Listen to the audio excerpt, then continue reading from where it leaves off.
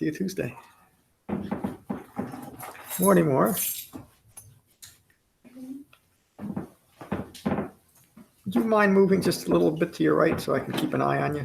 Can I move to the left? Well, you could. You're going to have to move a little. Morning. Good to see you. Good to be here. Hi there. Missed you. This is Claudine. This is Maura. Claudia? Claudine. Claudine, nice to meet you, Claudine. So Claudine has a pretty good understanding of what we're doing here, but just let me put a little bit more. Please. The important thing to remember is that everything the Buddha, once he awakened, taught for 45 years. And it said that he gave thousands and thousands. The number is usually 84,000, but it just means a lot. He gave 84,000 different teachings that are known as suttas. But every one of those suttas was taught in the context of what he awakened to, which is something called dependent origination. Dependent origination teaches that the problem of confused and deluded thinking resulting in ongoing disappointing experiences originates in and is dependent on certain conditions. And the initial condition is ignorance. And it's a very specific type of ignorance. It's ignorance of Four Noble Truths. And so his very first teaching then was to teach Four Noble Truths to bring wisdom where there was once ignorance. In other words, to end that condition of ignorance and replace it with wisdom. And it's a wisdom of simply knowing who we are in relation to the world that we live in an authentic and realistic way. And if you think about that just a little bit further, a mind that understands whatever it is, whatever the subject might be, will stop grasping after something. In other words, if you want to learn how to change the oil in a car, coming up to that point, you might be anticipating it and be confused about it and be worried that you might not be able to do it. But once you learn that you take this nut off and let it drop oil, blah, blah, blah, you do this, then you're calm about that. The same applies to understanding who we are in relation to the world. Once we understand it, our minds are simply at peace. And like you stated before, there's no more stress in the world. So this is a very profound teaching. It goes a little bit further than just changing the oil in your car. But it's important to remember that everything the Buddha taught, including the sutta I'm going to speak to today, is taught in that context. And then it makes sense. And then when we understand that, we avoid a lot of the pitfalls of modern Buddhism that we talked about before, substituting teachings or substituting concepts for actually developing the Dhamma. Okay, so this is a simple and direct teaching that's appropriate for anyone that's new. Claudine this is her first class. She came to a radio show that Matt and I did last Tuesday, I guess it was. And we did such a good job that you couldn't not be. You really did. You did an Well, excellent job. Thank you. It was fun. Hillary did a great job at interviewing too. Did you learn? I'm getting away from. No. It was good for you though to learn that, to see how it's done, and Oh, absolutely. 'Cause Yeah. I'm trying to figure out my place there, yeah, and I think I would love to do it. It looks very complicated, but yeah. There's a lot I of break it apart in tasks. I could probably do it. yeah. So when you start, give me Matt a call. We'll come back. Okay. John, what was the radio show about? I don't remember the title of it. Do you remember? It's called. I'm new to it too. It'll come to me, but it's on. It was Tuesday night. Yeah, Was it Tuesday night? Tuesday after 5 o'clock on 5 Tuesday. o'clock. And she does it as stepping stones. Stepping Stones. Yeah, Local it's a station or WDVR. oh, that's a good Yeah. station. Yeah. I was surprised how widespread it is. We've Yeah. done the Hunterdon Chamber radio show 4 or 5 times, and that has a nationwide audience, but it's only on one channel. I think that WDVR is part of an affiliated radio station with 8 or 10 different stations. Wow. It was, yeah. And again, Hillary Murphy was in it. She did a great job interviewing us. And Matt always, like I think I said there, I could always listen to Matt talk, and he did a great job. Anyway, and Matt will be here today at 10:30. So let me read the introduction. This brief sutta is a simile used to emphasize mindfulness as the Buddha teaches mindfulness. Grounded in the concentration developed and maintained through Shamatha-Vipassana meditation, the refined mindfulness the Buddha teaches provides the focus and quality of mind necessary to integrate the Eightfold Path. So meditation is, as the Buddha teaches meditation, as I teach it, is solely for deepening concentration, to then hold in mind the refined mindfulness that can integrate the entire Eightfold Path. So I know that meditation today is often called mindfulness meditation. And a proper meditation is being mindful of the breath. But what that concentration develops is a certain quality of mind that is well focused on the Dhamma. And ultimately, it's a quality of mind that is always resting in peace and equanimity. There's no disturbance. And that's the difference between meditation and the quality of mind of mindfulness. It is the Eightfold Path that leads directly to unbinding from views rooted in ignorance of Four Noble Truths and brings profound clarity and understanding to three marks of existence. And again, the three marks of existence, which simply means that all of us have the same experience. We carry these marks within us, are anicca, impermanence. All things in the phenomenal world are impermanent. Most importantly, we recognize that our thoughts and our views are impermanent. And so we seek holding on to them, clinging to them. The second mark of existence is the Pali word is anatta. Anatta, the way the Buddha uses that word, which is different than the way it was commonly used and still applied today, is simply to say that the views that we're holding of a self do not constitute a self. They're not a self. That's what anatta means. And because of a misunderstanding of impermanence and wrong views of self, we create the third mark of existence, suffering in our lives or stress in our lives.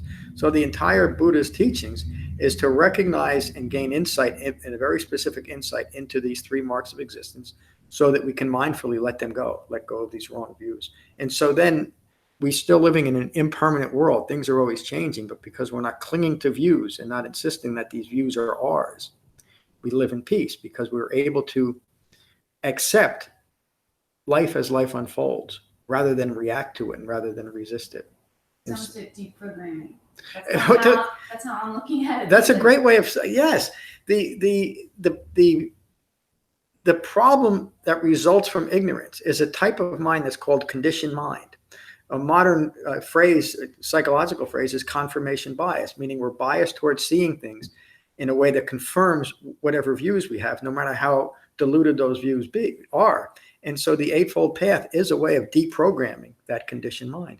And it's a very simple and direct process, but at times it can be very challenging because we are coming up against every view that we hold, no matter how diluted those views are. Because we've created an identity around these views, we are attached to them. And so this is one of the reasons you'll hear me say, I hope you continue to come to class.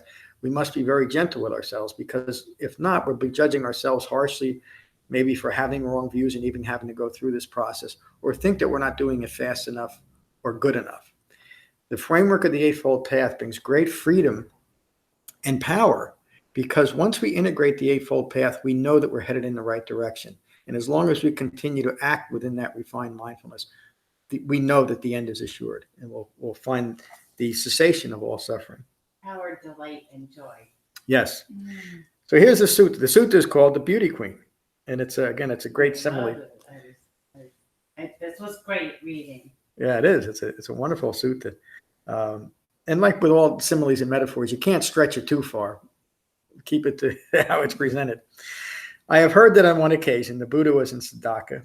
He addressed those assembled.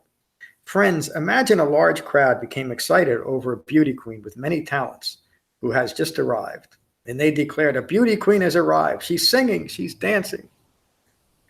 I just love this. Think of this as an awakened human being 2,600 years ago, using somewhat of a cartoonish example to teach his Dhamma. But it also points to how simple it is. A man comes along seeking an authentic life, meaning integrated within the Eightfold Path, and the deathless state. I'll explain the deathless state later. He seeks an end to suffering born of ignorance. The excited crowd says to him, take this bowl filled to the brim with oil. You must carry it on your head through the crowd, excited with the beauty queen. You must not spill a drop. A swordsman will be behind you, and if you spill a drop of oil, he will cut off your head. The Buddha continues, friends, will this man, not being mindful of the bowl of oil, become distracted by what is occurring outside? Now remember, this man is well integrated in the Dhamma, and so the response was, no, he won't, great teacher. The Buddha continues, I have given you this simile to teach you appropriate mindfulness. And again, the Buddha often refers to mindfulness as appropriate mindfulness or skillful mindfulness to differentiate it from a generalized mindfulness, like even that book you mentioned. The bowl filled to the brim with oil represents mindfulness united with the body. The whole point of the Buddha's examination and exploration and development of mindfulness is to unite the mind and the body, which is something that a lot of other practices inadvertently discourage and continue to keep the mind focused outside of the body. In other words, objectifying. So in using this simile, someone who is concerned about the swordsman behind them will have their thoughts objectified to the bowl of oil, and they'll be constantly trying to balance it. Someone who is calm and at peace with no matter what's occurring will forget the bowl of oil and simply remain calm and at peace. So the Buddha says, this is how you should train yourselves. We will develop mindfulness united with the body. We will pursue mindfulness united with the body, and appropriate mindfulness will be our guide.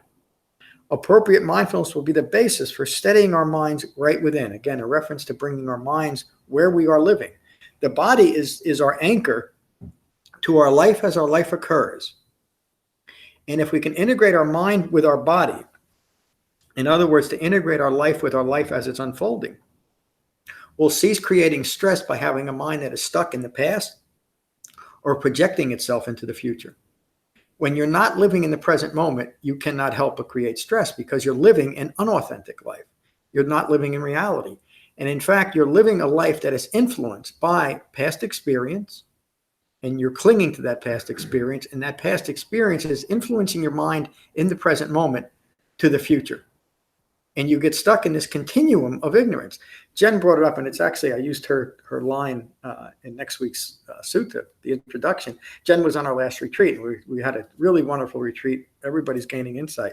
And she said, ignorance requires a timeline in order to have the experience of ignorance. And that's exactly true. A mind that is rooted in what's occurring right now is outside of time. In other words, time has no meaning. Even though we're in a continuum, we're still progressed from where we are in this moment towards dying, towards a physical state of dying. But because our minds are no longer stuck in the past and projecting into the future, we're simply present with what's occurring. And Lorna said right after that there is no aging when you're awakened, when you're present with what's occurring. And that's what the Buddha refers to as the deathless state or the timeless state. Of course, we still die, but we're no longer preoccupied with it. In fact, it has no concern.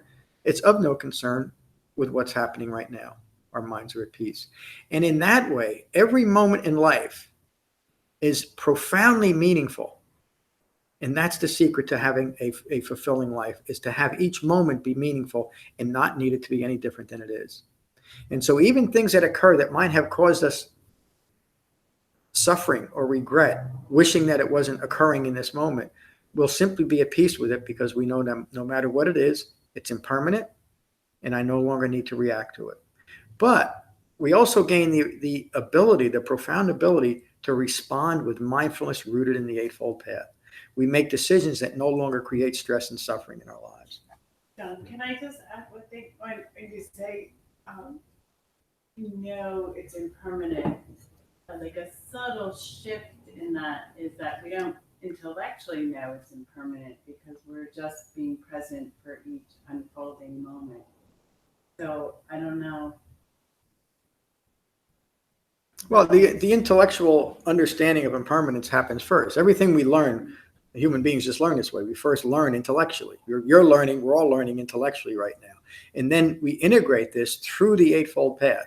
We integrate the initial intellectual knowledge into a path that ultimately results in a quality of mind that's called refined mindfulness or appropriate mindfulness. Thank you, Maura. Let me go back one line. Appropriate mindfulness will be the basis for steadying our minds right within. Appropriate mindfulness will bring skillful integration of the Eightfold Path. This is how you should train yourselves. That's the end of the sutta. That last line is probably the most important line in that sutta because it points our minds towards the only path the Buddha ever taught, to develop mindfulness. And as he teaches mindfulness, I think next week the classes, Tuesday and Saturday classes, will be on the Magga Vibhanga Sutta, where the Buddha teaches the analysis of the Eightfold Path. But that analysis is to be mindful of each factor of the Eightfold Path. And he would often explain it this way: to be mindful that when you're in wrong view, to enter and remain in right view. This is appropriate mindfulness. To be mindful when you're in wrong intention and enter and remain in right intention. This is appropriate mindfulness. And he goes through the entire Eightfold Path. So again, the concentration we develop in meditation is then applied to hold in mind the entire Eightfold Path as the framework for developing awakening. And that's what that's the reference here, and it's what the Buddha continually referenced throughout his teaching career. That's today's sutta. Thank you. So now a typical class, we'll go around the room, and if there's any questions or comments, we'll get to that. And we'll start with Lorna. Good morning, Lorna. Morning. To me, this sutta reminds me of the fire discourse,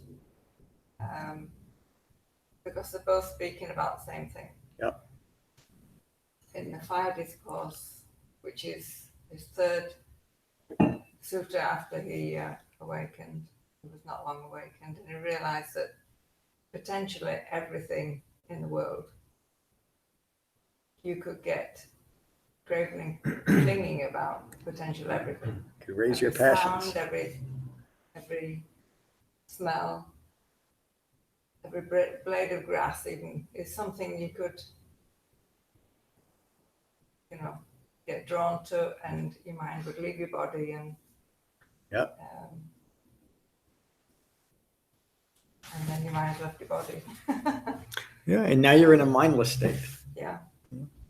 So it's really talking about the same thing, that the dancing girl is, or the dancing lady, or whatever, is the big distraction, the current big distraction. But there's always a current distraction. Always. As soon as you wake up in the morning, there's a possibility of having a current distraction. Yeah. And it talks to the same thing, that just to accept that that's all phenomena, it's all impermanent, it'll come, it'll go, it's nothing to get for your mind really to be disturbed about. Yeah. You can if you have sufficient understanding and sufficient concentration on not getting distracted. And that's the key. That's the key. And so there's a big connection between the fire discourse, the fire sutta, and this sutta to me. They both speak of exactly the same thing, Yeah. exactly the same problem that everybody has. We all associate and want phenomena to fit into our way of thinking. Mm-hmm. So that's my take on it. Thank you. That really is great insight, and you're speaking to having developed a broad enough framework of what the Buddha is teaching to see how this sutta is very similar to the fire discourse, because it all speaks to the same thing, doesn't it? And you could say that the simile of the beauty queen is also metaphor for the world at large. Absolutely. We're distracted by the singing and the dancing and the beauty queen, all the wonderful baubles in the world. We want those. That's when that instills desire in us. That's where we become objectified. Now our minds is outside of our bodies, and we are literally mindless. I do have a confusion, and I don't feel it really clear in my head about the relationship between my mind and my body. I know that my body is it's not my body, this is the body I got. Mm-hmm. It just arrived with me. It's not of any choosing of mine or anything.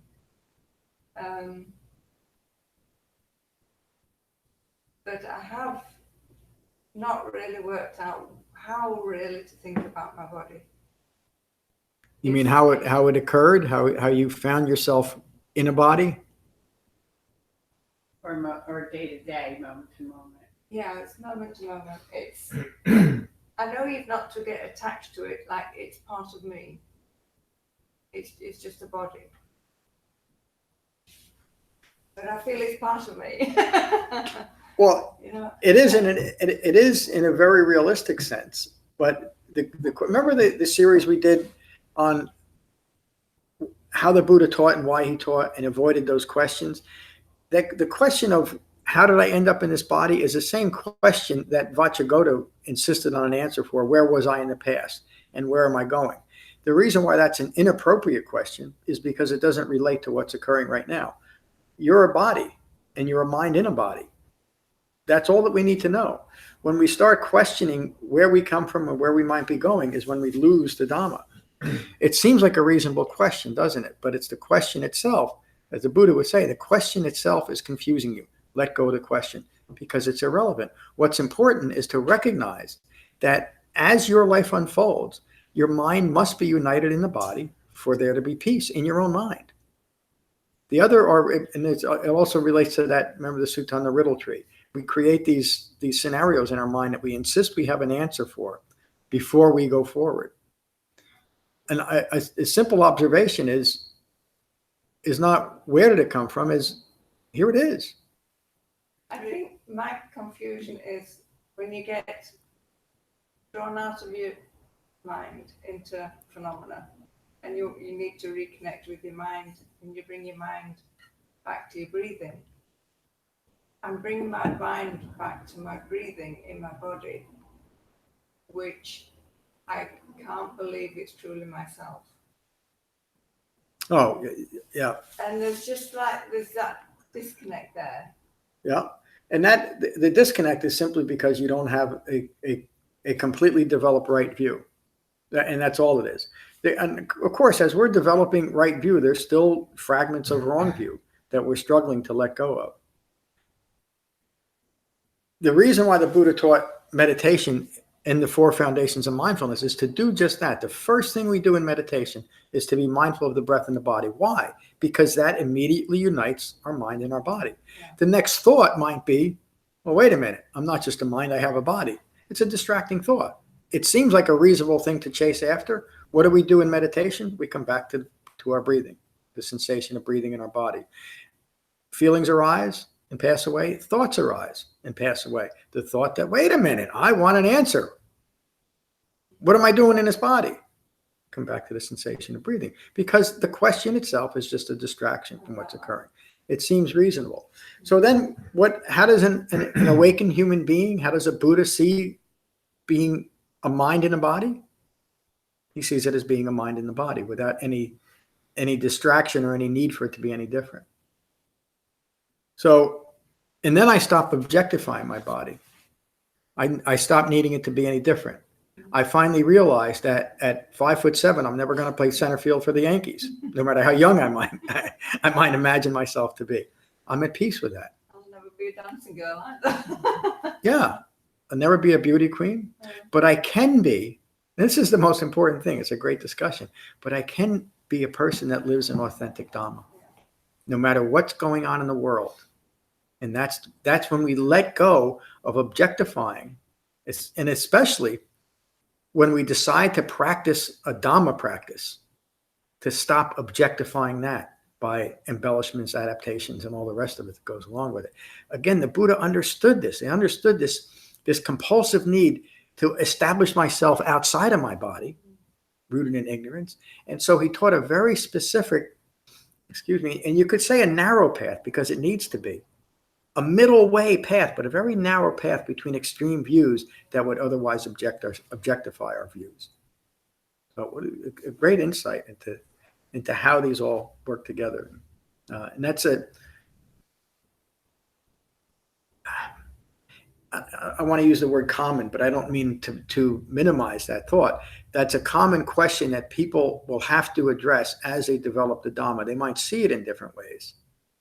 But we're going to come across that notion. Wait a minute, I'm a mind and a body. Where'd my body come from? That's the wrong view. I'm a mind and a body, not a mind in a body. This is one organism that's developing. The whole name, the title of the book is Becoming Buddha, Becoming Awakened. With right view, we can continue to become awakened. With wrong view, we can only become further ignorance. And so we have to recognize, just like you just described, we have to recognize wrong views and how they're holding us back. Thank you. Anthony, good to see you this morning as always. Good to see you. Good to see everyone. Your talk reminded me of a documentary I saw recently, David Bowie, because I wasn't always like a huge David Bowie fan, but I liked him, and I saw this documentary, and I was amazed at how he conducted the last few years of his life, knowing he was dying. He did probably, arguably, his two greatest albums. Worked relentlessly, and they were showing that even when he was taping one of the songs, he was having a lot of problems breathing. But you wouldn't know it, like in the way it sounded. It was beautiful, and he had assembled this great band, and he wrote a play, and he did all the things he wanted to do in his last years.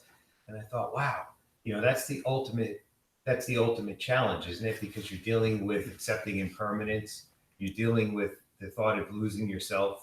We don't know what exists after that. And some people go in one direction and get really depressed and reclusive. And then some people find it as an opportunity to do everything they want to do and do it the best way possible, and go out in a big way with gratitude. Yeah. And so I was just thinking, like, listening to your talk, thinking, wow, if we can accept that, that's the ultimate challenge. Yeah. And nothing else really is going to be that big of a deal. Yeah. Thank you for that. The Buddha often said we should take to the Dhamma like our hair's on fire or like our head's on fire, because we never, in the Bahia Sutta teaches, we never know when we're going to lose the opportunity to awaken. This is the life we have to do it.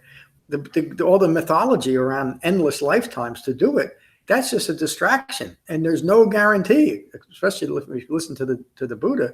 This is the opportunity to awaken in this lifetime. Let's not blow it.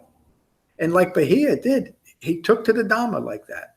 He understood it, and so it didn't matter that a couple minutes later he got trampled by a cow and died. He had awakened. And everybody laughs at that. That's it. If you look up the Bahia Sutta, Bhiya. It's a great little story. I'll let you read it. I won't tell it. But the important thing to take away from what Anthony read, what I just said, and the entire Dhamma, is that this moment holds the potential to awaken. And there's a few things we have to do that. We have to integrate the Eightfold Path and live mindfully within that. Anything else, and this is why most modern Buddhism doesn't work, anything else that distracts us from that Eightfold Path is simply just a distraction. And we're losing the opportunity that this present moment holds the potential for to awaken. And that's how we should take to the Dhamma, that this moment holds the potential and we can do it in this moment. For most of us, it's going to take a few moments strung together in mindfulness. But the point is that this is an achievable goal. The Buddha taught a path for human beings to develop, not someone special or having special gifts or powers or things bestowed from a supreme being. Each and every one of us holds the potential to awaken as long as we can engage in the Eightfold Path wholeheartedly. Thank you for that. Claudine, welcome to our Sangha. I'm so glad you joined us. Is your head spinning? Yes. I'm sorry. But one of the things I was thinking was just kind of the opposite of what you're talking about with the mind body. I think I've been living my life not realizing how attached my body is to my mind. And I wouldn't believe that not putting those things together could have such a physical effect. Yeah. And I don't want that. So you're sorry. No, there's a lot of tears in this. That was a Yeah. really big for me. I was like, whoa, I'm not connected. That's why this is so great, because for the first time probably in my life, I'm connecting. And kind of when we were doing the meditation, I was kind of thinking of it as, and I don't know if this is right or not, but like a massaging of my mind, like just That's taking great. care of my mind, because I never do that. I never have. School, babies, marriage, babies, teenagers, and then boom, you haven't focused on your mind, your body at all, and now you're paying the price for that. Yeah. That's profound insight after after a short time. But that's exactly it. That's the secret to happiness, is to be able to unite our minds and our bodies. The problem is that conditioned mind. We're ignorant of the way things are. And so we're always fighting against that. We're always objectifying ourselves. It's always the next thing. And even in so-called spiritual practice, we think we found the great secret to this. And if I just do this or follow this or believe this way, that somehow magically I'll be transformed. The Buddha realized that's all magical thinking. He gave us a very practical way of developing that profound mindfulness that unites the mind and the body. And that's where peace and happiness resides. It would make sense, wouldn't it? That we need to be united in our bodies. And you're not unique in that realization. That's the common human problem, is that we're objectified outside of our bodies, rooted in ignorance of the way things are. So you gave yourself a good start. I feel like that's why I had a comment, because I've been kind of studying this on the periphery a little bit, and then the radio person invites me to this interview, and it's about that, and I'm like, oh, this is a sign. And that's just how it is. When you're really ready to hear it. Two people could have come here this morning, one who was not ready to hear it and one who is. And to that person who wasn't quite ready to hear it, it would sound like a lot of nonsense. And because that's what it is to someone who's really not ready to hear it. And they might gravitate towards, if they think that Buddhism is the answer, that they'll likely gravitate towards something else other than what the Buddha taught. And again, that's fine. You were ready to hear it. You're welcome. I thank you for being here. I say this to everybody who's new: be very gentle with yourself. Don't judge yourself or the practice harshly. That'll help keep you going. And just remember that meditation is for deepening concentration. And every time you find that you're caught up in your thoughts again, whether it's a feeling or a thought that's distracting you, and you come back to the sensation of breathing, you're deepening concentration. And that's a successful meditation practice. You cannot gauge a successful meditation practice by saying, well, I have to be mindful of my breath for 5 minutes or 10 minutes or 20 minutes. And if I have a thought, that's an unsuccessful meditation practice. That's wrong. Every time you come back to the sensation of breathing, you're deepening concentration. That's how the Buddha taught meditation. So, glad you're here. Maura, good to see you this morning. Good to be here, and welcome, Buddy. Yes. Buddy.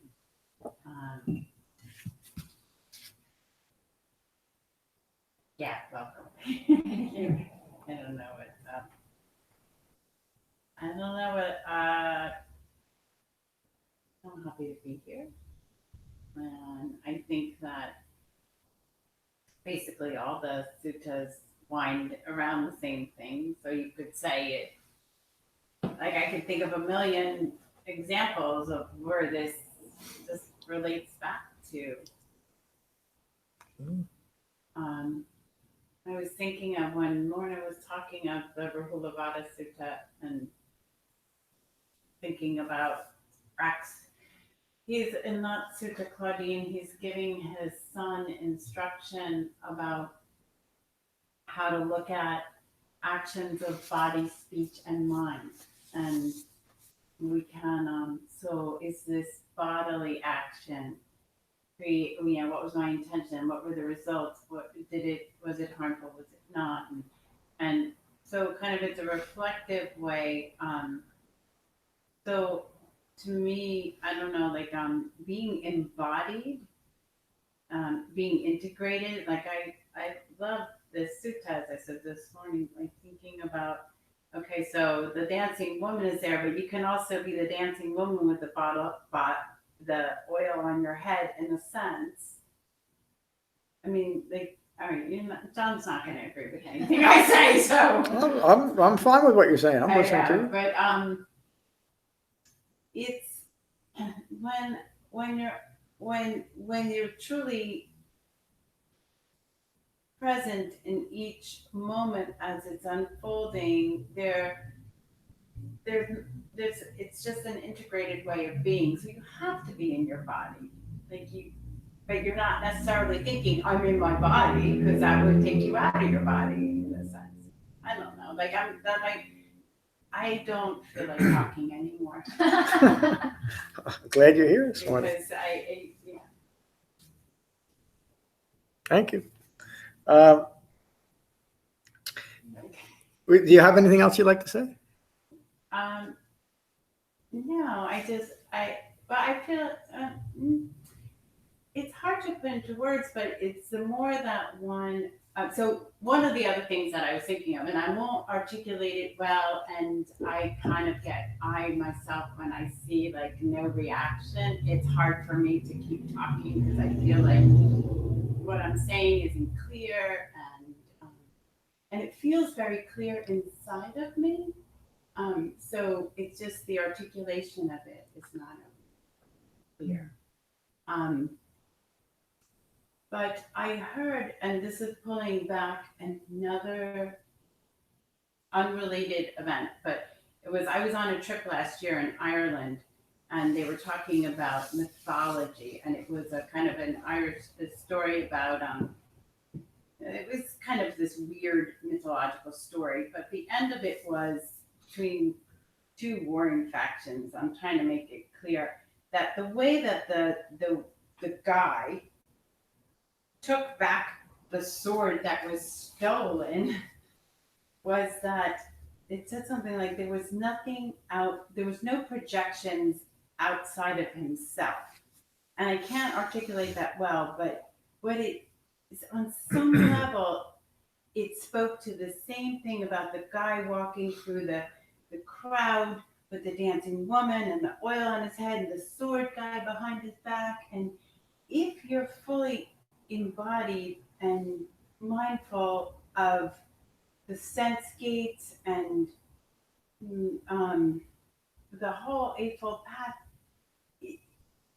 there's nothing to fear, and there's no aging, and there's no sickness, and there's no death, and there's just what's appropriate to do. Your body will move, you'll catch the baby, you'll take the sword, it's just so very natural. And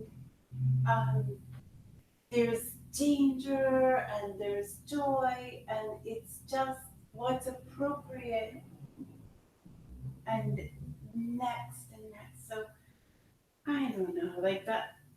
And I think so on a very practical level, as a person in this world, I know when that's happening and I know when it isn't. I can tell when I'm integrated, and I can tell when I am delighting here and delighting there, and that's one of another sutta, you're just in aversion to what's happening, or the mind is being pulled and attaching with all kinds of things outside of itself, and catching that with the concentration and coming back to driving on the road. It's a felt experience, and one is a little uncomfortable and stressful, and the other one is ease and the cessation, right? So that's like the path, right? According to the truth, there's the suffering and there's the cessation of suffering. And it may not fit perfectly in the way that you say it, John, but I think it fits in the way that I say it. So there you have it. I think you articulated that very well. Thank you. One announcement. Becoming Buddha now has an app. There's info on the website. It's called a progressive web app, which is kind of the newest technology about apps, that it's installed through your browser rather than through Google Play Store or the Apple App Store. And what it gives you is instant access to the website. Once you download a page, it's there on your phone. And the other thing is, when you want to go to becomingbuddha.com, you don't have to go to a browser and enter the address. You can just click on the app. So I hope you download it. And you don't have to click off the newsletter thing either, probably, right? What do you mean? Because like if you open up the website, like all websites these days, the newsletter thing pops up too. Like, do you want to subscribe to this newsletter? It's not unique to this website. It just. I'm not following you. So whenever one opens up Becoming Buddha or Cross River Meditation, within 5 seconds, up pops, would you like to subscribe to this newsletter? And you have to X it off. Not a big deal, but that happens, and that doesn't happen on the apps when you have them. I don't know. It might. Maybe. Find out. Can you get the meditations from there? Everything. Yeah, the whole website is available now through the app. And I'll just say I'll there's download it. other websites that I use like that, and you don't have to go through that. Because they all pop up now. It's like an automatic pop up. Do you want to subscribe to it? And the app doesn't use it. It's a small. I don't know if it does or not. Well, if the thing pops up, you just have to click the X and it's gone. Right. You do it over and over. Okay. All right. Well, if you're doing it over and over, then something is wrong because it should only happen once in a session. Yes, that is true. Yeah, so just click the X and it's gone. Yes. All right, so we'll finish as we always do with Metta. Metta means goodwill or loving kindness, and we always finish our class with an expression of Metta, and this is from the Buddha's teachings on Metta from the Karaniya Metta Sutta. So, thank you. So find your relaxed meditation posture. Gently close your eyes and gently close your mouths. And again, become mindful of your in-breath and your out-breath. And let that mindfulness of your in-breath and your out-breath unite your mind and your body. And these are the words of the Buddha on the Karaniya Metta Sutta. This is what should be done by one who is skilled in goodness and who knows the path of peace. Let them be able and upright, straightforward and gentle in speech, humble and not conceited, contented and easily satisfied, unburdened with duties, and frugal in your ways, peaceful and calm and wise and skillful, not proud or demanding in nature. Let them not do the slightest thing that the wise would later reprove. Wishing, in gladness and in safety, may all beings be at ease. Whatever living beings there may be, whether they are weak or strong, omitting none, the great or the mighty, medium, short, or small, the seen and the unseen, those living near and far away, those born and to be born, may all beings be at ease. Let none deceive another or despise any being in any state. Let none through anger or ill will wish harm upon another. Even as a mother protects with her life her child, her only child, so with a boundless heart should one cherish all living beings. Radiating kindness over the entire world, spreading upwards to the skies and downwards to the depths, outwards and unbounded, freed from hatred and ill will. Whether standing or walking, seated or lying down, free from drowsiness, one should sustain this recollection. This is said to be the sublime abiding. By not holding to fixed views, the pure-hearted one, having clarity of vision, being freed from all sense desires, is not born again into this world. Thank you all for a wonderful class this morning. Peace. So it's the third Saturday, so if we could pick up the cushions and the